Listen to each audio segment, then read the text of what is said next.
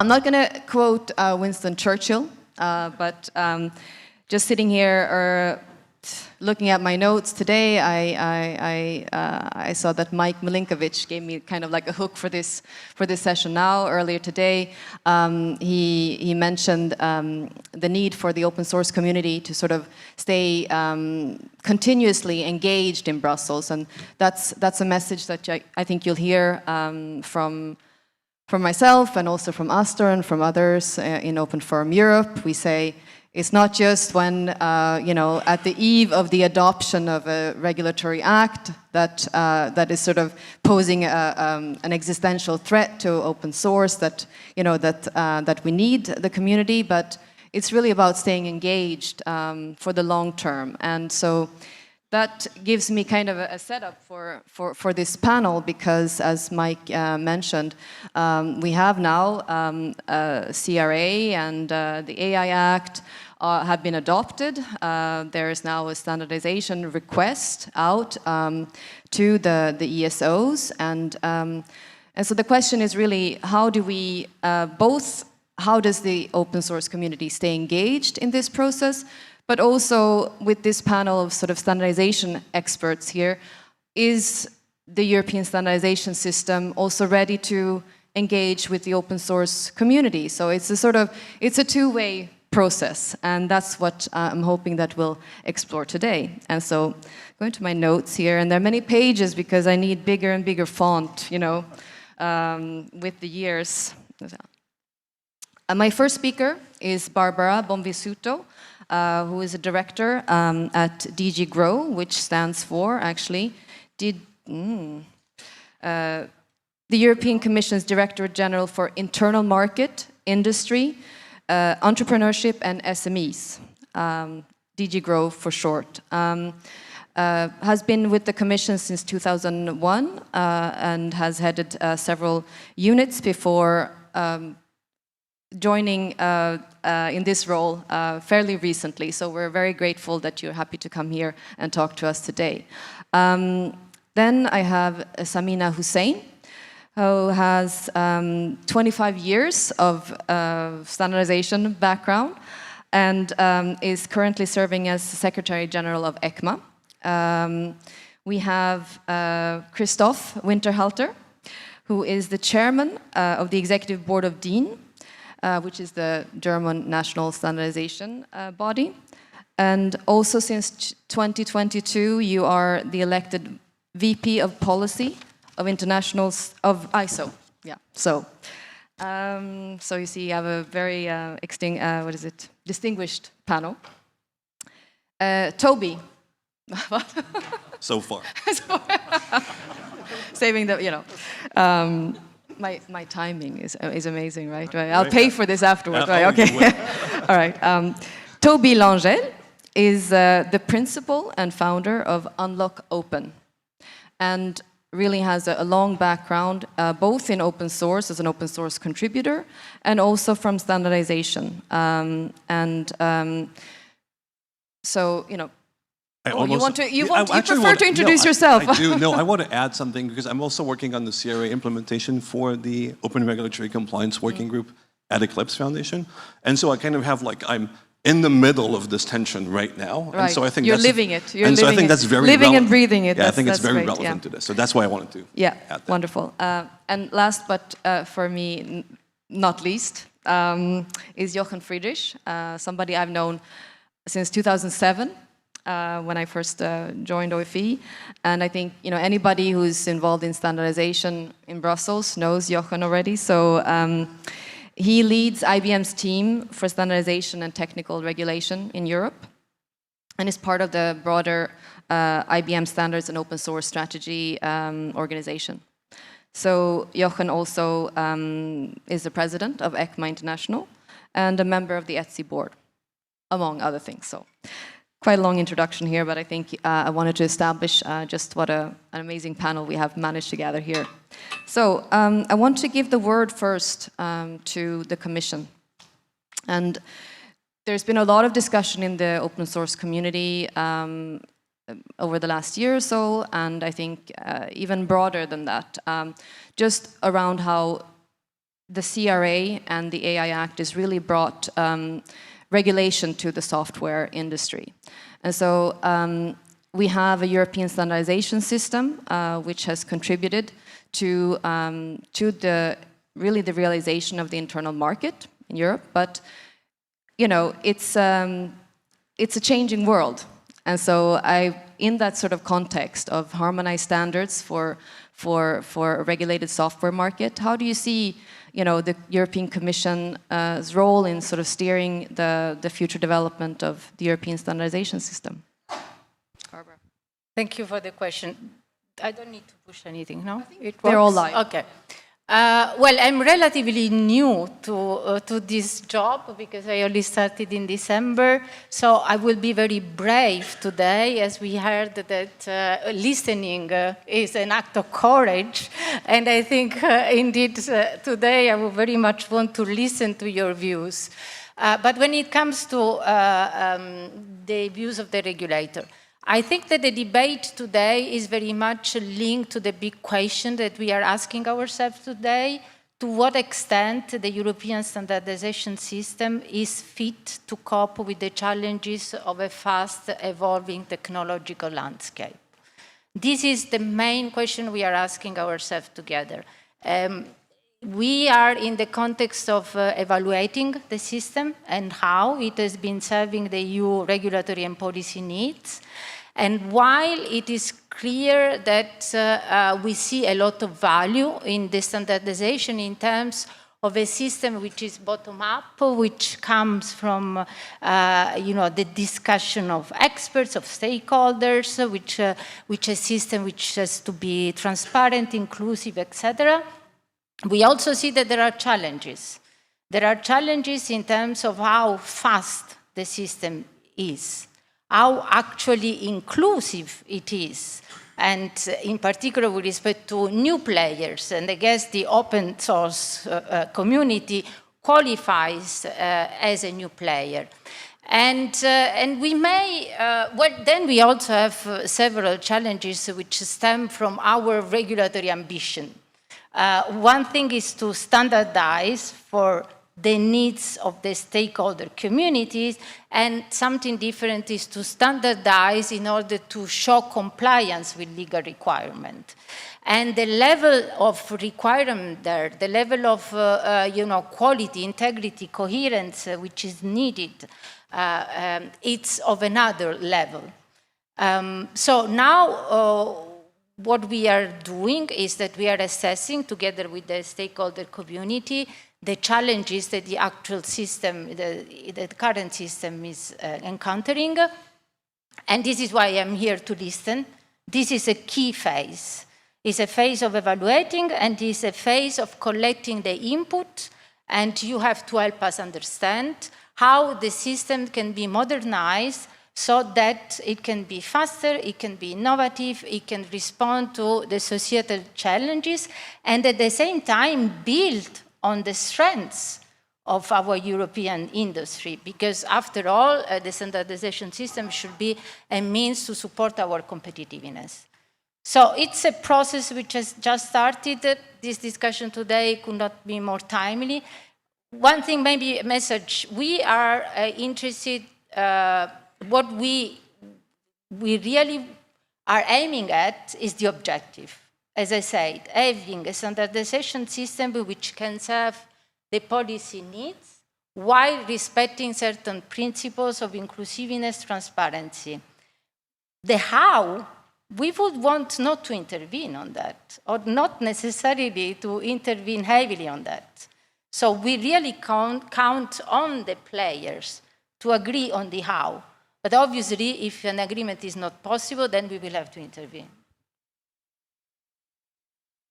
I wanted to ask you, Tobie. I think the question that was asked, in the description of the panel is really about sort of, is there a place for open source community to engage with standardization? And maybe you can tell us a little bit about what you think some of those concerns are from the open source community that you hear. For sure, yes. So first of all, thank you very much for this introduction. because I think it speaks really well from the legislator and the commission to have this very open-minded perspective and acknowledge that, yeah, there is friction. And, you know, as I was saying earlier, like, I'm living this friction right now.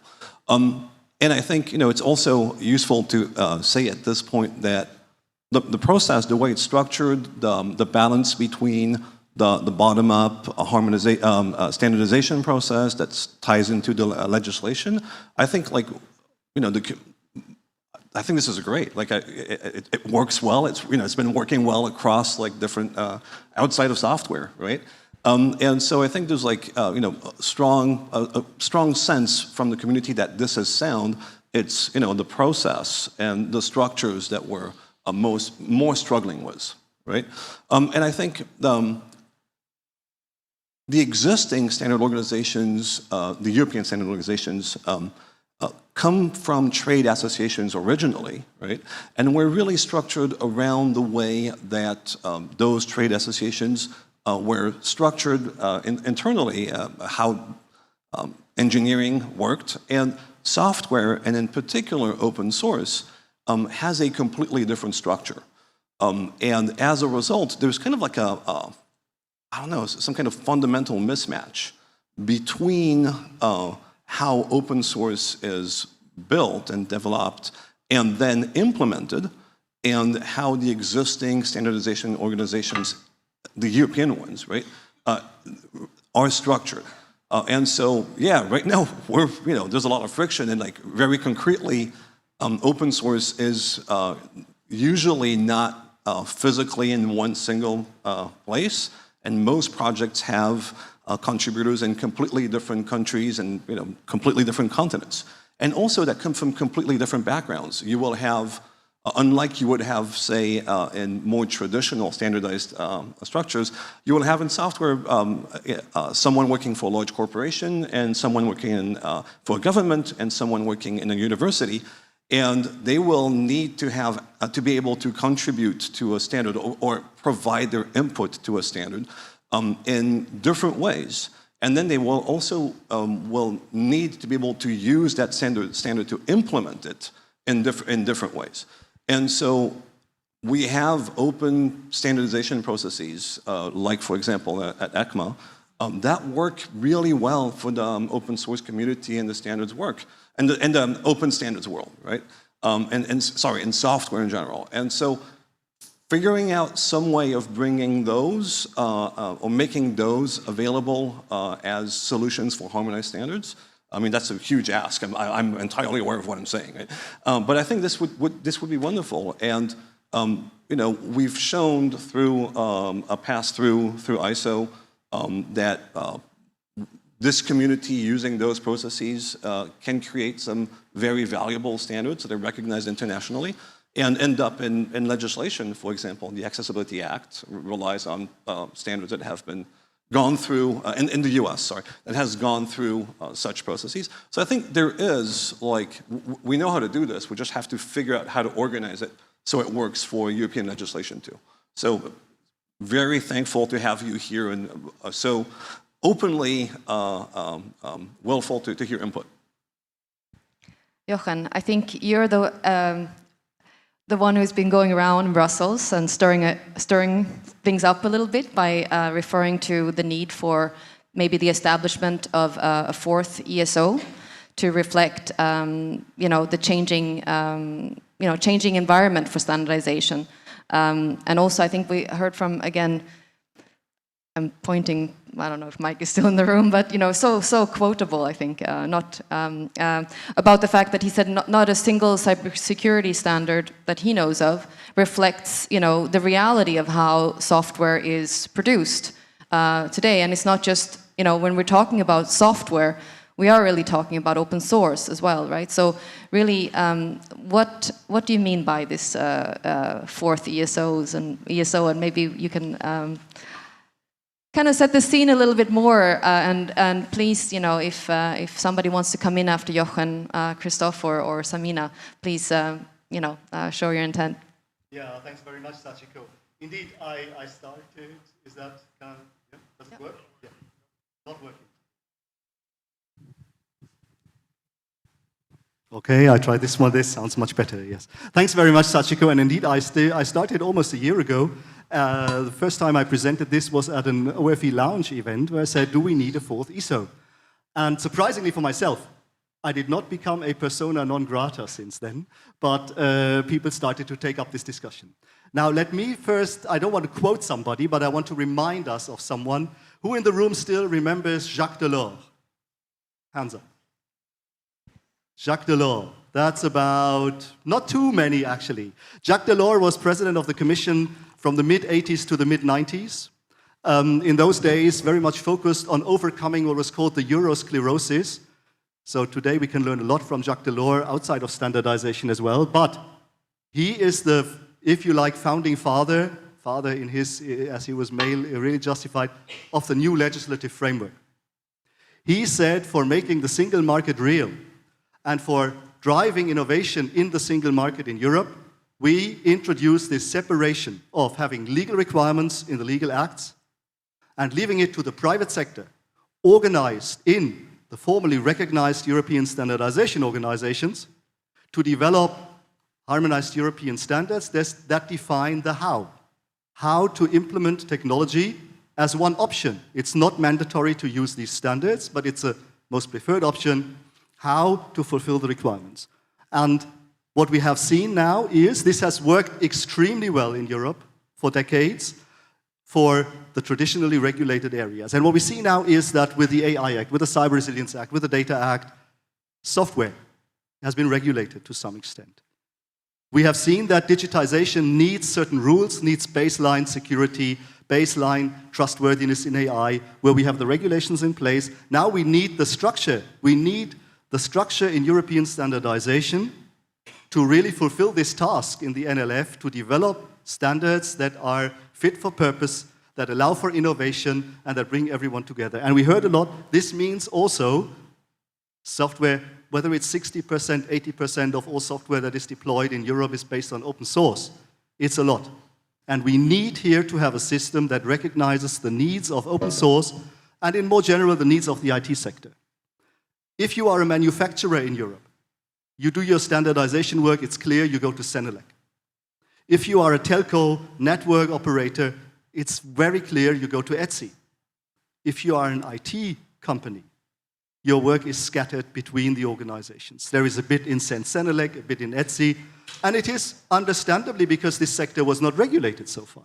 But now we need to have structures that meet the needs of the IT sector. And what I see is mainly 4 points, if I may still name them. First one is we need a link to the international level, to ISO IC JTC1. JTC1 is the place internationally where the IT sector has done standards recognized by the WTO. Second point, direct participation. The IT sector is used to direct participation like the telco network sector in ETSI. We need to have this in some way. We have a shortage of experts. We need to be able to have these experts directly participating in one group, working with each other. Third one is we need to have free availability of the standards. If we look at software, it does not work. If you design a hardware product, it's the product development team that needs to know the standards. That's fairly limited in a company. If you look at software, it is so many people. If they want to be compliant, they need to have these standards. The licensing model, the selling of standards, all of this is challenging, if not impossible, if we look at open source communities. And fourth point is the standards need to be implementable in open source. It must be clear that they are not encumbered by patents. We need to have an option that ensures royalty-free or a non-assert clause to make sure that if open source implements these standards, there are no patent encumbrances. And looking at this is, maybe we need a fourth ESO, maybe the current ESOs find new processes to bring something together where there is a clear place, a pillar, not a silo, a pillar, where IT standardization is done. Europe has a great chance here. Everybody is currently looking at Europe for doing this standardization work. We have a great chance, as we see here, we have open source, a very vivid environment for open source in an open environment in Europe. Bring these together, have the ambition that Europe is at the forefront to make this ready so that the entire IT sector happily comes to Europe, developing the standards here and driving with this the challenges, innovation, and make the NLF a success, the new legislative framework, also for the newly regulated area of software. That's my ambition. Thank you. Thank you, Jochen. And yes. I think both Samina and Christoph seem eager now to jump in, and I thank you, Jochen, for also introducing this this broader landscape of standardization, international level, European level, and also industry-led standardization. So maybe, Samina, you seem eager to jump in, so perhaps you can bring that sort of that industry-led standardization perspective to some of the things that Jochen raised, I guess. Yes, yeah. Thank you, Christoph, if I may interject before you. And as you all heard, Jochen is the president of ECMA. I'm the Secretary General of ECMA. This is not a link. It didn't work that way, but there is a lot of good alignment. First, I want to thank you very much for the participation here with this great panel. This is going to be a very lively conversation. I should also point out that it's not 25 years of experience in standards, but 25 plus years experience in industry. But thank you for the great introduction. Yes. Absolutely not, Just not own a it, problem. We spoke about how can we do this, and I'd like to say ECMA is one of the hows. The E in ECMA is Europe, European.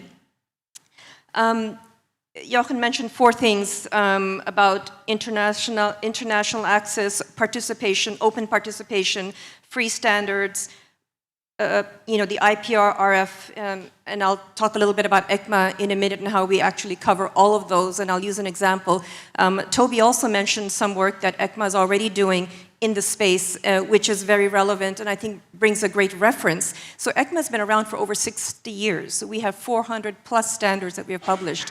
And over the last 20 years, we've been doing the ECMA script. So I'm going to ask everybody to raise their hand. How many of you know JavaScript? Very good. How many of you know ECMAScript? Almost good.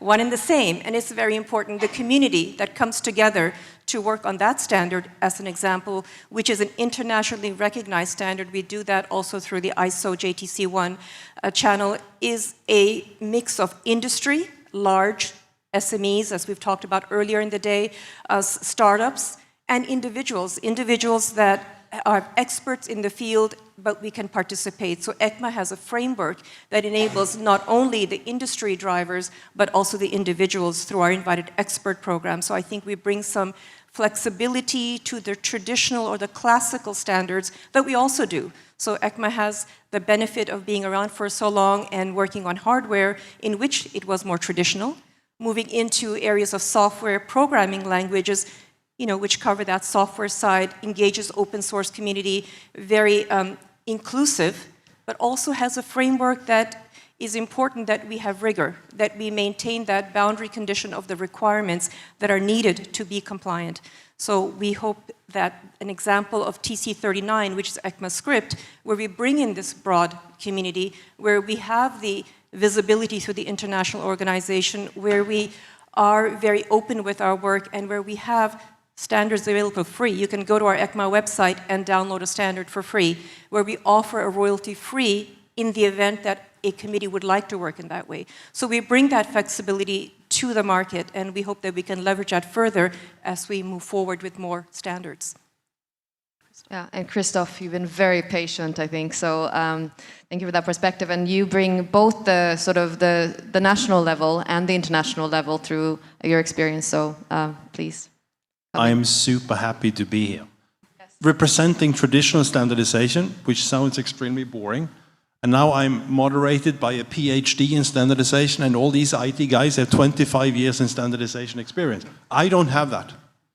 I'm a computer scientist, I'm a software engineer who is now heading the largest standardization organization, which means we are in transition. We are changing as an international standardization community. And when we talk about the European standardization system, that's a middle layer between national organizations that have a mandate from national governments, and they mainly produce international standards. And I think we learned a lot by combining our efforts together with the International Electrotechnical Commission, with the IEC, ISO and IEC forming a specific joint technical committee that was really listening to the IT sector. They have specific rules. They are kind of different. They have more flexibility. And now I'm the person who does the review of that organization. So after more than 20 years to review, are these processes fit for purpose? Do we need to question it? Do we need to bring them back to the traditional standardization? I think it's the opposite. I think learn from what has been achieved, being kind of responsive to the needs of the IT sector, and then bring it to the next level. And even deploy these kind of principles across the board for traditional standardization activities. And I have to disagree with Jochen when you're saying the software and the IT guys, they don't have a home in the European standardization system. I would even claim that most of industrial companies are software companies these days. I used to work for ABB, a large automation company. The differentiating factor was software. There was a lot of open source development. I was heading a large research organization where there was just open source development. But they need open source, they need software, and they need traditional safety standards. So it needs to be thought together. But the software engineering principles needs to be embedded in how we create standards and how we use standards in the future. So things are in the middle of a transition process. So it's very important to see that we are engaged, that we need to understand what is the need of the software engineers, the open source community. So when we redesign, when we, let's say, create the next evolution of standardization processes and deployment of standards. And when I say standards freely accessible, we all think about text documents that we can download. We don't think as text documents when we look at the project that we call SMART, like an executable standard. It's a data model. It's a data model that contains the information that is embedded in these text documents today. And then we can have completely different ways of accessing that information. Some as a freemium model dedicated to software development and dedicated services to the ones that needs to ensure kind of safety in the system. So we are in a system in transition. So it's about time to discuss supporting the European Commission in having standards that are kind of driven and developed. So the innovation comes from Europe because there's nobody more active in this standardization world than Europeans. So if we want to stay in charge, we have to drive this kind of evolution, not to say revolution of a standardization system. And that is not by dividing the communities, it's about taking the best of all these worlds. Love it when panelists disagree. And Christoph, you disagreed with Jochen, and I saw Tobie, you disagreed with some of the things that what was just said. So maybe, I don't know if Jochen, you wanted to respond, or Tobie, you wanted to explain why you were shaking your head at some point. I'm sorry, I'm like transparent like a book. It's really bad. I'm sorry. That's a kind of international. So I don't disagree with the intention. I'm always for people working together, right? I'm concerned about how implementable the intention actually is. For the reason that, for lack of a better word, the business models of the existing standard organizations are very much based on essentially publishing and making money off of the standards that they're publishing. So they're essentially publishers. Sure, there's like a bunch of different structures between the national ones and the European ones, et cetera, but that's essentially the business model. And so that business model, if you want to sell something, it requires to keep it close to you to some degree, and it makes opening it very challenging. And so I'd love to see that change, obviously, but that's also very difficult to ask large organizations that are doing a bunch of standards at the same time to completely change their business model. And so I'm concerned about like how long it would take to implement something like this, and even if it would be desirable from the perspective of these organizations. And if it's something that's imposed on them, like that usually doesn't go very well. So I love the intention. I'm lukewarm about the implementation ability of it. So I'd love to be proven wrong, obviously. You want to respond? Yeah. Absolutely. Oh, absolutely. Thanks for acknowledging my challenge. But that is a reason why they hired a guy from the outside to run the organization with a different background. But I think if you want to become part of this transition, that's what we need. I mean, there's a reason why on national level we're cooperating with Eclipse.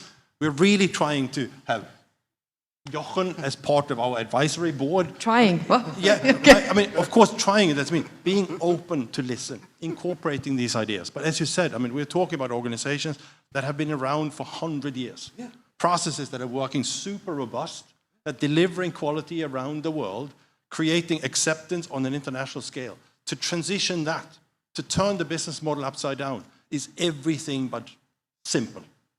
But it's happening. It is happening. And it's not happening because it's forced on us. It's done because the organization have understood. We will not survive the next 5 to 10 years if we just hold on to our existing business model. But to prepare that change is quite significant. And that's why we need new players. We need new players in the advisory board. We need new partners that kind of give us the necessary guidance. And we need pilots. We need to try out things. I mean, we cannot destroy an existing business model where we have 150,000 experts, 170 countries, organizations like mine in Germany with 1,000 employees. I mean, that you cannot put at risk by just questioning the business model. But you need to show that there's other ways of making business that has value for new stakeholder groups, like the software and the open source community. And we're working on that, and that's important. Don't know who wants to come in now, but I don't think that, Jochen, you suggested that we should throw out everything. You know, it's more about sort of I hear transition, I hear something about alternatives, you know, and maybe in addition, you know, it's not like let's build a fourth one which will replace them all. You know, it's like you're talking about in addition and transition. So, Jochen, maybe you want to come in. Maybe Barbara, you also want to talk about transition aspect. You know. Jochen, you can maybe respond first, and we'll I can respond. Okay, yeah. Sachiko, you could be everybody realizes you're a standards person because you aim for consensus. That's very good. The absence of what is it? So I don't think we disagree so much, Christoph and myself. But let's try to see whether there is consensus. I fully support all what Christoph said with a, say, 6 to 10 year perspective. But the AI Act applies in, when is it, August next year? The CRA in less than 3 years. And we have a lot of people here who need to be compliant, who need to make business, keep Europe innovative, and who need to have these standards available. I think we need to have a clear roadmap where we go. On the short term, we need to live with the current system. Yeah? We need to work in the current organizations where there is duplication in committees, yeah? And this is where I mean the IT sector is not a clear place. There is in Sensenelec a committee, in ETSI, and all do a bit, yeah? Okay. You mentioned JTC1 in ISO, international level. That is a clear place for the IT sector. And this is what we don't have in Europe, and that's what I mean. And when we design something in Europe, we should design it in a way so that it also meets the needs of open source and the broader IT sector. On the short term, there are clear things we need to have. We need to have, for instance, very important, a pass process in Sensenelec. Simply adopt the one that is available in JTC1. Look, are there minor adjustments that need to be made? The Eclipse Foundation, the Joint Development Foundation, they have brought standardized specifications via the pass process to ISO level. In Europe, there was so far no need to do this. Now there is a need. We need to be fast to have such a process here so that we can benefit from the work that is out there in the field, bring it in, have good collaboration, and avoid duplication of work. That's something. On the short term, we also need to look at how can we make the standards easily available. I know we cannot say, forget your business model, go bankrupt, yeah, just make available everything for free. But we need to think about this. And we need to think about, especially when we talk about the IT sector, the software-related European standards, also the international ones. We need to have international and European standards aligned as much as possible. How can we make them available? Which funding is required? Who can we ask to provide it? I don't want to say just do it without getting anything in return, but for practicability in the market, for allowing the open source communities everywhere to have access, we need to find some solutions on the short term. And then let's work on a roadmap how we change and implement the fourth ISO or the new pillar for the Cent.IT or however we want to call it for the IT sector in order to have a good place to continue. This standardization task is there, it will not go away. And this is a big advantage of the European standardization system, that by the way that you have the technical how delegated to the experts, you get innovation easily into the system and have it compliant with regulation. And we need to work on this to make this also possible in a good way. on a medium term, and I keep saying, don't even think about long term, because that's too late. Barbara, you want to come in now, and you've heard some concrete suggestions, also short-term, long-term. Yeah. Maybe you want to talk a little bit about the work that, with maybe the revision of 1025, but also some of the suggestions that Jochen just mentioned. No, first of all, very much echoing what Jochen was saying, there's a sense of urgency. I mean, we are losing relevance. And you said that the value you all attribute to linking a European standardization with international standardization, we are losing relevance there. So either we are fast, either we adapt quickly, or we are losing the race. So I perfectly agree. We need to already implement things in the context of the current legal framework. And it's very much up to you, up to the stakeholders to agree to make that happen. But then, from the side of the regulators, we need to see whether we need changes to the legal system. And there, I have to say, we are really open to innovative solutions, and if they are needed. That means that we are wondering, will incremental changes be enough? It's a question mark. Not sure. Because the standardization system obviously has delivered mainly when it comes to traditional technologies. We see it really struggling with new technologies. And we see that despite Christoph's willingness and other good, willingness of other colleagues, it is still a very conservative world. And now the question is, do you, as stakeholders, believe in the new legislative framework, in the value of it? Do you believe in the value of bottom-up technical specification being delivered through standardization world? But then you really need to come to the realization that the system has to fundamentally change.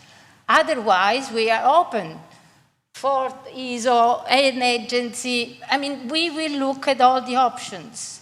And it's very much up to what the standardization world is able to deliver now in the short term. The changes we will be seeing, how the standardization world will deliver the standards for cyber resilience, for AI.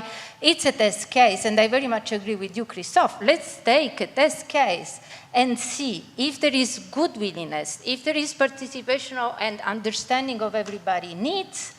Can we, within the current legal framework, deliver or not?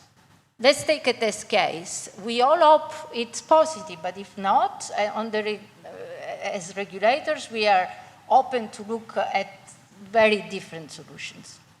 You heard it, Jochen. The fourth ESO is on the table. The Commission is open, so that's... we heard, though, Jochen, you brought up this, for example, this specific suggestion about sort of introducing a pass submission procedure at the European level. It's something that already exists, and at the international level. And we heard that it's important for Europe to stay relevant. And so, just wondering, either from you, Christoph, or Samina, your experience from this possibility of taking something that's publicly available specification, and how that might work, because that's also something that I think is relevant for this relationship between open source and standards. So, I don't know if somebody wanted to come in on that. Thank you. One comment Jochen mentioned, and what may have been mentioned earlier, is let's take what we already do in JTC1 and duplicate that, or look at that and see, can that be duplicated? Can we follow similar procedure? Because it does work. It is the experience that we in ECMA have, and it's a pleasure to have that relationship and bring these standards that we have been able to through that channel. Can we do that also for the Commission? Yeah, I mean, Christoph, you can come in, and I think this is interesting because, Barbara, you said, this is a test case, let's see what works, but, sometimes you don't have to, reinvent the wheel or even go through a testing or development phase. You have something that has worked, is working, and is maybe not the full answer, but one step that you can take, one practical step that you can take, to speed up the process and also avoid that we are reinventing the wheel. And it's also a formal way that open source communities are already, or projects are already sort of interfacing with standards today. So I don't know. You want to come in right away? Can I just make one Christoph, comment? after Maybe that, the word test case isn't the right word. We don't want to be a test. Let's just do it. Let's just take that and see how we can work. And I wouldn't call JTC1 a test case. Correct. It's like a more than 20-year-old test case that have been proven extremely successful. But what is happening already today is that it's evaluated in the Technical Management Board of ISO as well as the Standardization Management Board in IEC to kind of adopt the processes from JTC1 and make them accessible and available for all the other TCs as well. So even traditional standardization will benefit from some of the learnings of JTC1. But is this enough? I mean, the answer to your question is yes, we can do it. Because if it's deployed in ISO and IEC, it will be deployed in CEN and CENELEC, because they are basically adopting these processes on European level. But I think we can do more. And I think what we are trying to find out and learn also here through the dialogue with the open source community is that can we improve the way how a pass submitter process works in JTC1? What additional functionality, what additional possibilities to kind of contribute to standardization as an open source community, as well as to deploy the results and integrate it into open source development without having a hassle with kind of IP rights and patents that might be attached to standards. I think let's talk about it. But the time is now, because that review is happening as we speak. So now we are evaluating and trying to deploy this across the board, because it took us like 20 years, even though it was not a pilot, to really let the IT guys sort out and, let's say, establish some processes. But now it has been brought to the table, and now it's about to deploy it on a larger scale. I have a feeling that we will be continuing this conversation, and I think when I started with OFE, OpenForum Europe was largely our discussions were about standards. In the last few years, we talked a lot about open source, and then we talked about sort of some of the regulations that have not been adopted. And I think that I predict that that the role of standards and the sort of the transformation or transition of the standardization world in response to the importance of open source. We'll continue that. We'll take more. I mean, we'll have more space for this discussion at the next year's summit. But I want to, because it's during the preparation call, we had quite a wide-ranging discussion, and I don't know that we had time to cover all those points. And so I wanted to, use the last 5 minutes to allow each speaker to kind of, to focus on a sort of on the main points that you want to make here, to make sure that open source can continue to thrive in a regulated market where also standards play an important role. So I'll just start. Tobie, maybe you can go first, and we'll just walk in this direction. So one of the things that struck me in the conversation that we had was this notion of the different stakeholders. And one of the problems that we have as an open source community is like who the open source community stakeholder is like this very diffuse thing. And at the same time, as Jochen was mentioning earlier, like how open source is a very large amount of software that's shipped everywhere, like roughly 3/4, depending on how you look.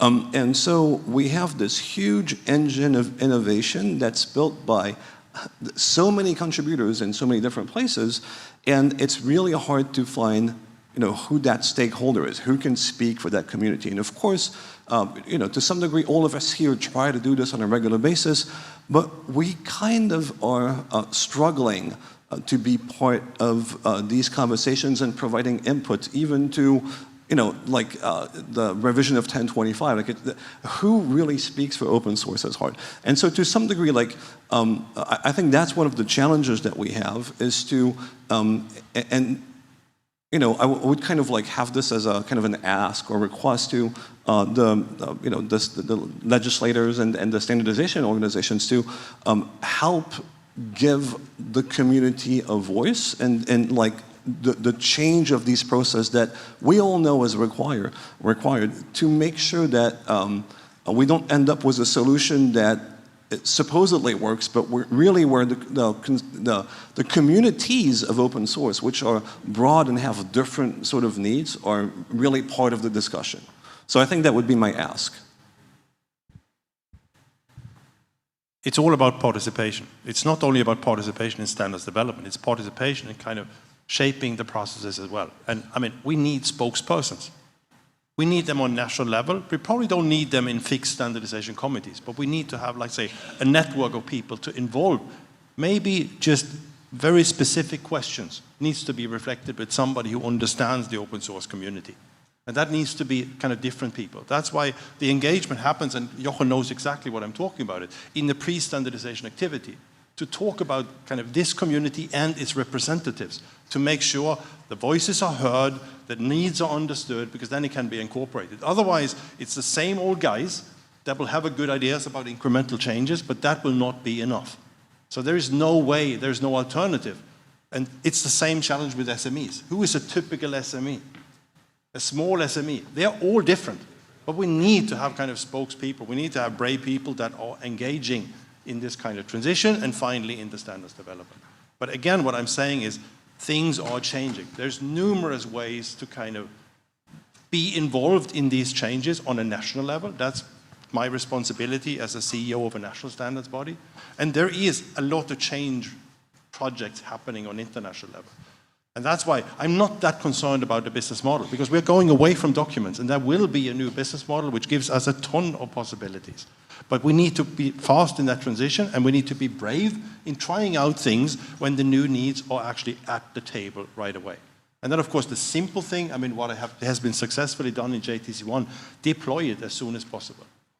But these things are happening, and I'm really happy to have that discussion.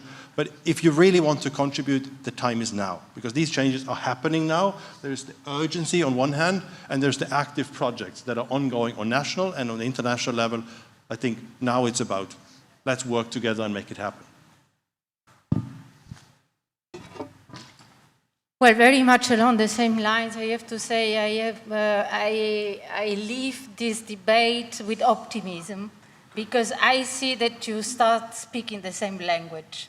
I think that maybe that was one of the issues in the past, and now you start understanding each other better, and that should continue, and then maybe should be facilitated also in terms of training, awareness raising on what also is needed in terms of the regulatory needs. Then it's indeed the time to speak up. We will carry out broader stakeholder consultation. So now we are at almost the last phases of the evaluation of the current system. Then we will start the process for revision. It has been announced in the Competitiveness Council that Compass that we will revise the standardization system. And this will entail a broad consultation, public consultation, consultation with relevant stakeholders. So please do be part of that. As I said, I'm here to listen, and we will be the next months there to listen. Before then, we come up with our own proposal towards mid next year. Yeah, I would say the IT industry, and especially the open source community, the broadest community, have been on a steep learning curve when it comes to how does actually this European regulatory system work? What is the NLF? What are the processes? Where are the harmonized standards being developed? The big question that has not yet been solved is, how can we contribute? How can we liaise with the standardization organizations? How can we get involved? How can we contribute? This is something we need to address very fast, but we speak the same language here. We realize the problem. We're all nodding. We need to solve it. And then we look a bit further. Yeah, how do we create this environment? And I think we have very good ideas. I think everybody recognizes, also in the open source world, the value and the benefits of the European system, saying give to the experts the right, entitle the experts to develop these harmonized standards. That's very good. And let's develop it further so that it will be successful also for the newly regulated areas around AI, cybersecurity, or software in general. Samina? Thank you. And last but not least, I can only echo the words of my esteemed panel here. So collaboration, so bringing together on the table not just the open source community, but all the interested parties, that's very critical. Understand the needs. There will be different needs. We've had the classical, we've got the new requirements. But understand the needs and openly discuss it and find a win-win, because there is a solution. There is always a solution, but time is of the essence, and we should be looking at this very quickly. Thank you. So yes, we've heard the importance of having a shared language and also knowing where the conversation is taking place and who is going to be involved in that conversation. So, but you know, optimistic about the future, and I know that this conversation will continue. So please, everybody, join in applause for this panel.